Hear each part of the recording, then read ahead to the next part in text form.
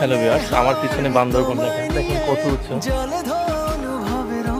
প্রায় ওইটার উপরেই কিছুক্ষণ আগে আমি উঠছিলাম, তো আপনাদের দেখাতে চাচ্ছিলাম। ওটার উপরে উঠলে অনেক ভয় লাগে, বাট তারপরেও এই ভয় সংখ্যা নিয়ে উঠছি। প্রায় 2000 ফুট উপরে।